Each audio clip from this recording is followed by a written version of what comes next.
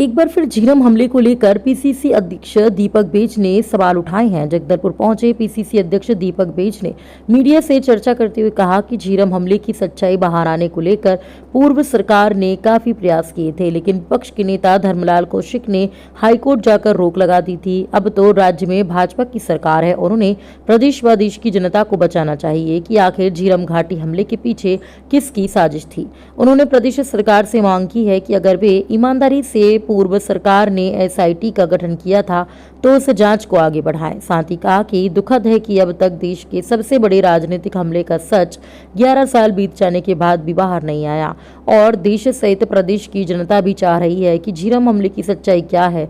भाजपा के नेता हमेशा अड़ंगा लगाए आते हैं और अब तो प्रदेश और केंद्र में भाजपा की सरकार है, आखिर सच्चाई बाहर लाने से क्यों डर रहे हैं। वहीं जगदलपुर के राजीव भवन में पीसीसी अध्यक्ष दीपक बेज ने कहा कि कांग्रेस के नेता झीरम हमले की सच्चाई को सामने लाने को लेकर अपनी आवाज उठाते रहेंगे तो सच को बाहर लाने में प्रयास करते रहेंगे।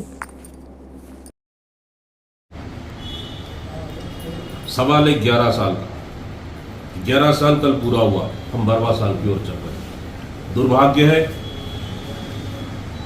और दुखद है उस पीड़ित परिवार के लिए, छत्तीसगढ़ की जनता के लिए, पूरी कांग्रेस पार्टी के लिए कि अब तक 11 साल के बाद भी सच सामने नहीं आया जो देश की जनता जानना चाह रही। इतनी बड़ी नरसंहार, इतनी बड़ी षड्यंत्र।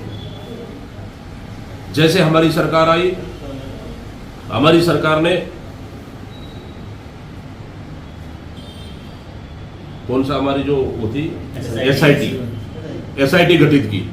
जैसी एसआईटी गठित हुई तो एसआईटी के खिलाफ में एनआईए चला गया सुप्रीम कोर्ट ताकि एसआईटी जांच न करे और कांग्रेस लगातार मांगते रही क्योंकि 11 साल के बाद अब 11 साल पूरी हुई।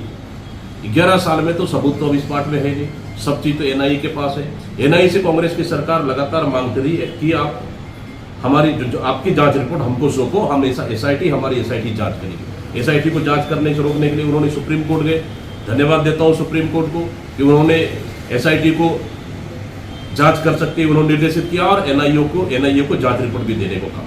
नंबर 1। नंबर 2, जो प्रशांत मिश्रा न्यायिक जांच आयोग उसमें षड्यंत्र का हिस्सा नहीं था जांच में, उसको हमारी सरकार ने जांच में कुछ बिंदुओं को जोड़कर उस जांच को आगे बढ़ाने का, उसी जांच को मिश्रा आयोग को आगे बढ़ाने का काम हमारी सरकार ने किया। लेकिन भारतीय जनता पार्टी के तत्कालीन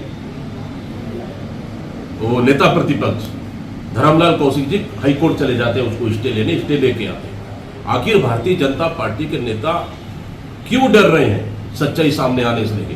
कोई सुप्रीम कोर्ट चला जाता है तो कोई हाई कोर्ट चला जाता है जांच को प्रभावित करने के लिए। एसआईटी की जांच के लिए सुप्रीम कोर्ट से निर्देशित आया अभी, लेकिन सुप्रीम कोर्ट का निर्देशित आते तक हमारी सरकार बदल गई। इसलिए हम इस सरकार से मांग करते हैं कि एसआईटी की जांच को आगे बढ़ाना चाहिए। तो निश्चित रूप से हम भी चाहते हैं कि दूध का दूध, पानी का पानी आना चाहिए और जो दोषी है उस पर कार्रवाई होना चाहिए। भारतीय जनता पार्टी कितने दिनों तक बचेगी, हम चाह रहे हैं इस पर जांच होना चाहिए।